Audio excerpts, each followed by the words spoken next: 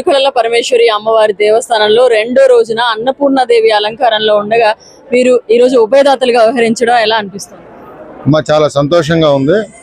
ఈ పూర్వజన్మ సుకృతంగా మేము భావిస్తాం. సో ఇక్కడ మా సోదరులు ఒట్టూరు సురేంద్ర యాదవ్ వారు రెండోసారి చైర్మన్ కావడం, గతంలో కూడా వారు చైర్మన్గా ఉండగా మాకు ఈ అవకాశం దక్కింది. వారు కూడా మమ్మల్ని గుర్తుపెట్టుకొని మాకు ఈ అవకాశాన్ని ఇచ్చారు. ఈరోజు అన్నపూర్ణాదేవి అలంకారం అద్భుతంగా బ్రహ్మాండంగా చేశారు దేవస్థానం వారు.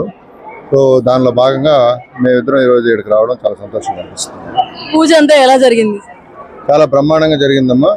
ఆలయ సిబ్బంది కానీ, అదేవిధంగా ఈఓ గారు గిరికృష్ణ గారు కూడా, అదేవిధంగా పూజారులు అర్చకులు అందరూ కూడా చాలా శాస్త్రోక్తంగా ఇక్కడ పూజలు నిర్వహించారు. అదేవిధంగా ట్రస్ట్ బోర్డు మెంబర్లు అందరూ కూడా నేను గమనిస్తూ ఉన్నాను వచ్చినప్పటి నుంచి కూడా వారందరూ కూడా ఎవరికి వారి బాధ్యతలను ఎంతో చక్కగా నిర్వహిస్తారు. వారందరూ కూడా మీ కృతజ్ఞతలు తెలియజేసుకున్నాను.